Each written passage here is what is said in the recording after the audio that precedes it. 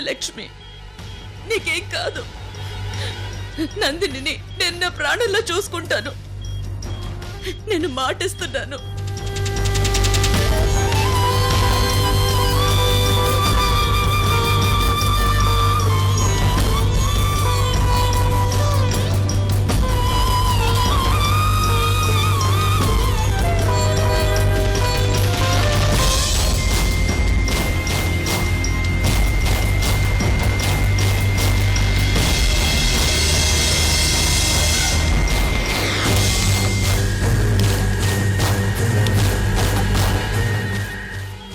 లక్ష్మి! అమ్మమ్మా, అమ్మమ్మా, అమ్మమ్మ ఏమైంది? లక్ష్మి! అమ్మమ్మా, ఏం లేదమ్మా, ఏం లేదు.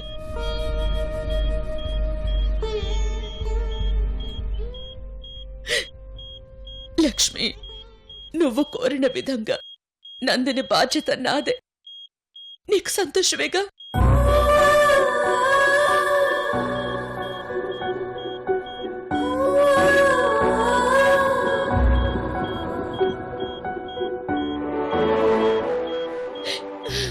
అమ్మమ్మ ఏడవకు, అజ్జికేం కాదు, తొందరలోనే తను కోలుకుంటుంది. అవునమ్మమ్మ, ఈ ప్రపంచం అంతమైనా, ఈ క్షణమే యుగాంతం వచ్చిన స్వచ్ఛమైన మీ స్నేహానికి చావులేదు. లక్ష్మి, చిరునవ్వు లాంటి నీ స్నేహం నాకు దేవుడిచ్చిన వరం.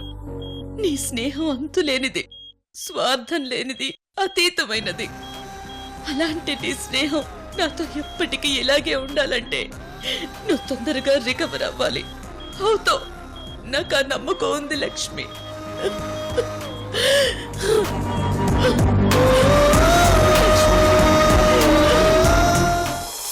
ఓ విధి విచిత్రాల నిధి, ఓ విధి విచిత్రాల నిధి, వింత కథల సారథి, ఆశ నిరాశల వారధి, నిరంకుశ నిర్ణయాల నిర్దయవానిధి, ఓ విధి విచిత్రాల నిధి, ఓ విధి విచిత్రాల నిధి.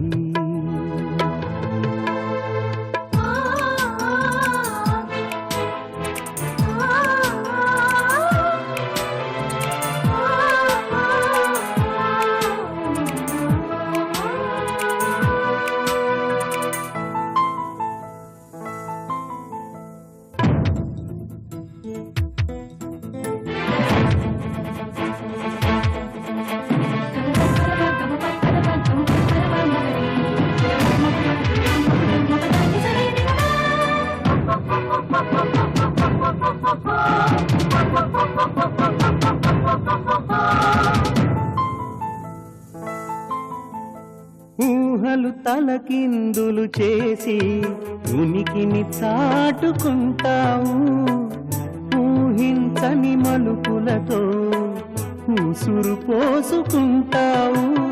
మనసు మమతలపై నీకు అనాదిగా కక్ష, నీ చేతిలో మనిషికి మనుగడే ఓ పరీక్ష.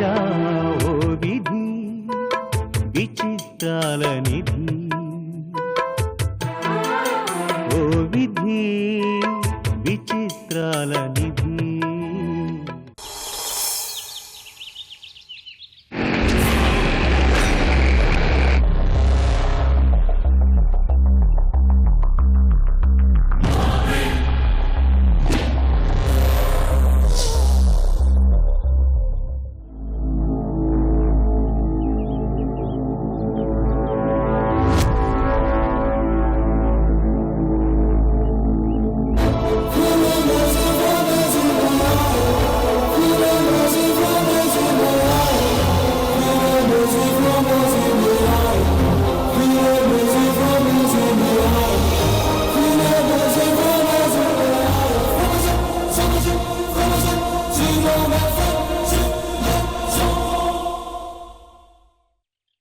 సుధా, ఏమండి?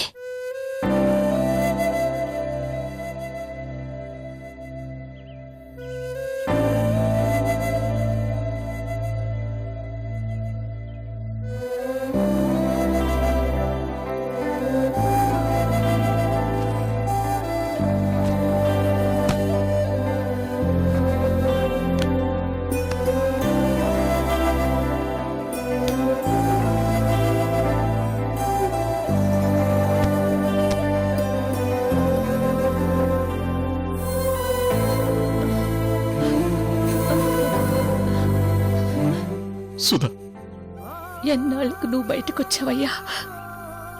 ఎన్నాళ్ళకి నిన్ను చూశాను.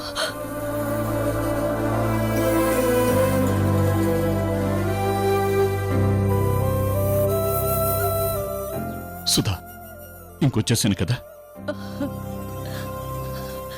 ఏడవకు ఏడవకు ఏడవకు.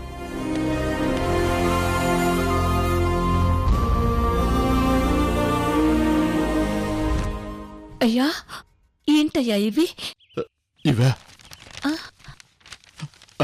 చూడు.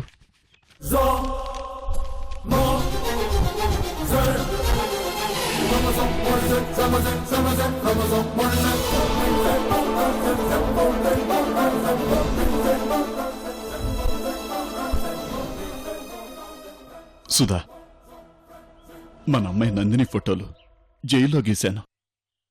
బాగున్నాయా?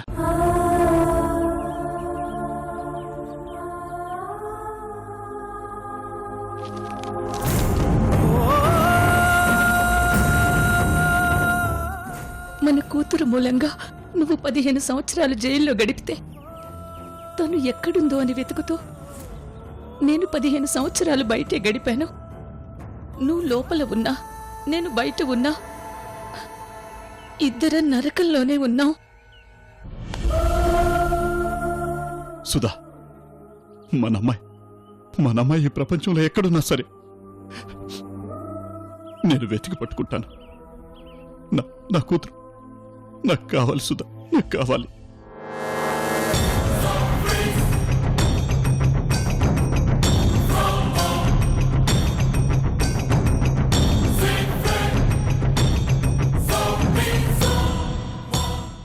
జైల్లో నాకు పెట్టే ప్రతి మెతుకులో నా కూతురే కనిపించేది. నేను బందీ అయిన గదిలోని ప్రతి గోడలో నా కూతురు శబ్దమే వినిపించేది. నేను వేసిన ఈ బొమ్మల్లో, నేను కార్చే నా కన్నీటిలో నా కూతురే నాకు కనిపించేది. నా కూతురు సప్త సముద్రాల అవతల ఉన్నా, హిమాలయాల అంచుల్లో ఉన్నా నా బిడ్డని వెతికి పట్టుకుంటాను.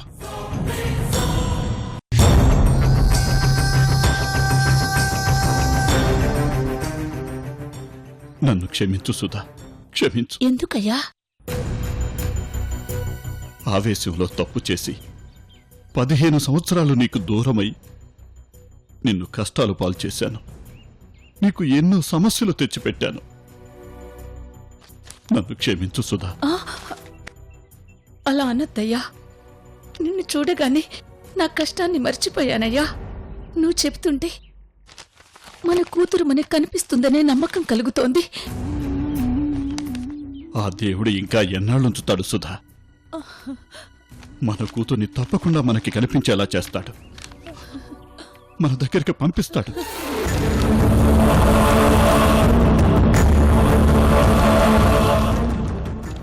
అయ్యా, జైల్లో ఏం తిన్నావో ఏంటో, నీకోసం నీకిష్టమైన వంట చేసి తీసుకొచ్చాను. రా తిందువు గాని. నాకు ఆకలిగా లేదు సుధా.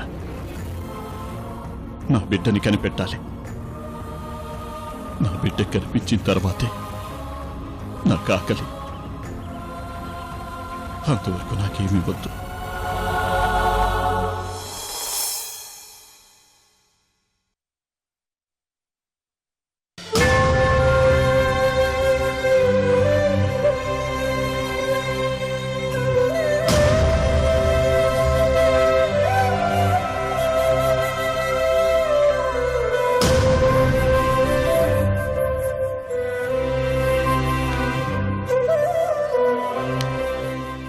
నందిని, నాకే ఎందుకు ఇలా జరుగుతుంది? ఎందుకు? అసలు నా టైం ఏమీ బాలేదు.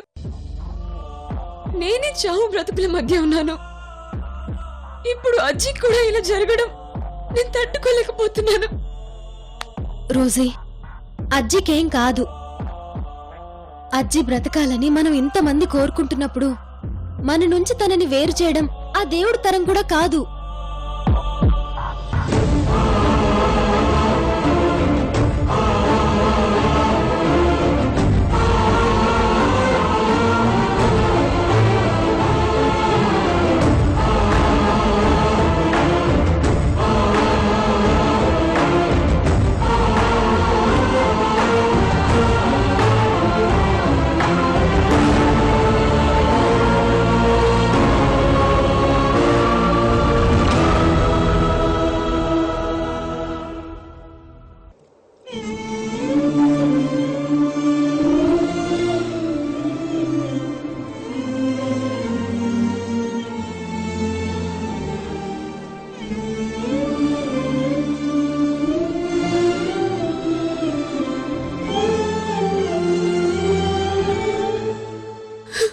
మన కష్టాలు, బాధలు, సుఖ సంతోషాలు ఏంటనేవి ఒక్క అజ్జికి మాత్రమే తెలుసు.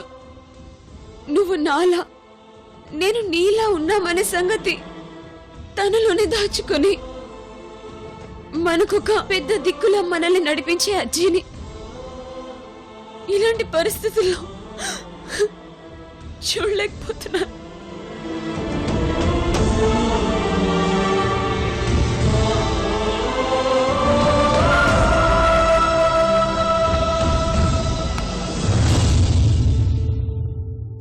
మనం కష్టాలు చెప్పుకుందామని దేవుడి దగ్గరికి వెళ్తే ఆ దేవుడికి కష్టం వస్తే మనం ఇంకా ఎవరికి చెప్పుకోవాలి అన్నట్టుంది పరిస్థితి.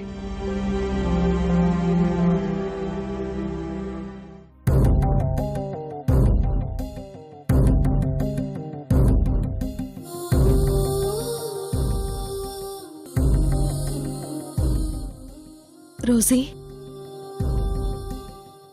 నేనే రోజీ అని చెప్పలేక, నా గురించి చెప్పినా నా హెల్త్ కండిషన్ తెలిస్తే ఫ్యామిలీలో ఎవరు తట్టుకోలేరని ఆ నిజాన్ని అజ్జి తన గుండెల్లో దాచుకుంటూ ఎవరు ఏమన్నా భరించింది, సహించింది, నా కోసం తల ఉంచింది. అలాంటిది తను ఈ పరిస్థితిలో ఉండటం నేను చూడలేకపోతున్నాను నందిని.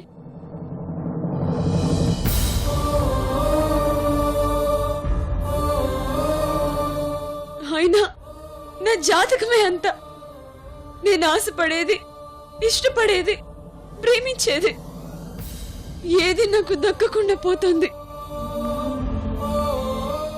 చిన్నప్పుడు నా కుటుంబానికి దూరమైపోయాను.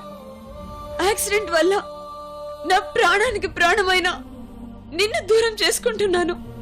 ఇప్పుడు నా అజ్జి కూడా నాకు దూరం అయిపోతుంది. అలా మాట్లాడుకు రోజీ. చేతుల్లో ఉన్న గీతల్లోనే భవిష్యత్తు ఉందని నమ్మకూడదు. మన భవిష్యత్తుని మనల్ని నడిపించేది కేవలం మన ఆత్మవిశ్వాసం మాత్రమే. చూడు రోజీ, ఒక్కటి మాత్రం గుర్తుపెట్టుకో. భవిష్యత్తు గురించి ఎక్కువగా ఆలోచించే వాళ్ళకి భయం ఉంటుంది. గతం గురించి ఎక్కువగా ఆలోచించే వాళ్ళకి బాధ ఉంటుంది.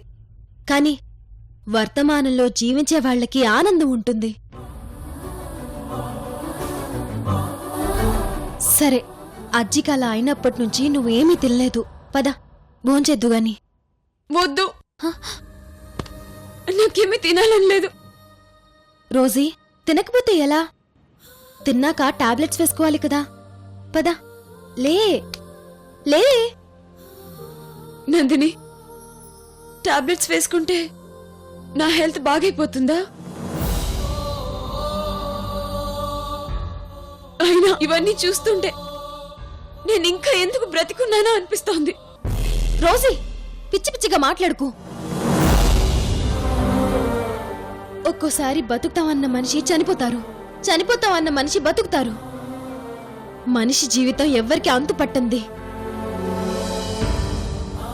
1963లో ఒక ఆయన కేవలం 2 years మాత్రమే బతకగలడు అని డాక్టర్ సర్టిఫై చేశారు. కానీ ఆయన ఇప్పటికీ బతికే ఉన్నారు.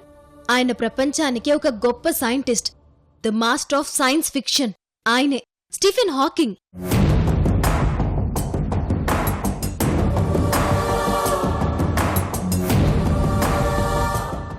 చిన్న వయసులోనే అనారోగ్య పాలైన అయ్యంగార్ తాను ఏమైపోతానో అనుకున్న టైంలో యోగా గురించి తెలుసుకొని యోగా ద్వారా క్యూర్ అయ్యి ప్రపంచమంతా అయ్యంగార్ యోగా పేరుతో ఫేమస్ అయ్యారు.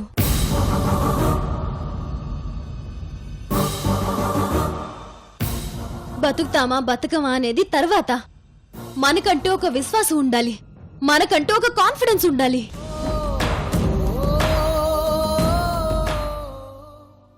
రోజీ అయినా ఈ నందిని అయినా ఎక్కడో పుట్టుండొచ్చు, కానీ మనిద్దరం ఒకేసారి పుట్టింది ఎక్కడో తెలుసా? స్నేహం అనే గులాబీలో నుంచి. మనిద్దరిది నిజమైన స్నేహం. అందుకే నీకోసమే నేను ఇక్కడికి వచ్చాను.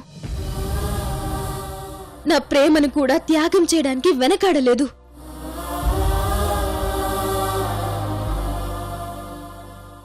కానీ నువ్విలా డిసప్పాయింట్ చేస్తూ మాట్లాడుతూ ఉంటే నాకు చాలా బాధగా ఉంటుంది.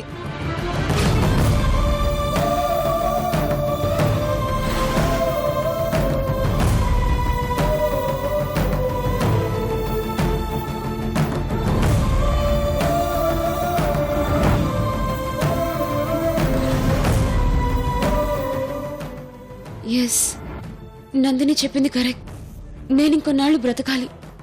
అజ్జికి క్యూర్ అయి తను నార్మల్గా ఉండడం చూడాలి. నందిని సిద్ధుల పెళ్లి చేయాలి. నందిని ఇంట్లో అసలు రోజులా శాశ్వతంగా ఉండేలా చేయాలి. ఇవన్నీ జరగాలంటే నేను కొన్నాళ్ళు బ్రతకాలి.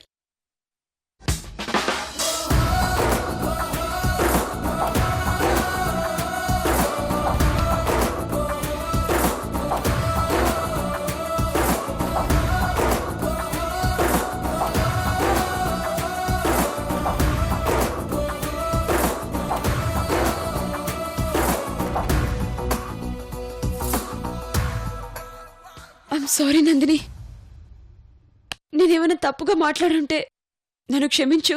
అయ్యో, అవే మాటలే. సరే నందిని, పద భోజనం చేద్దాం. పద.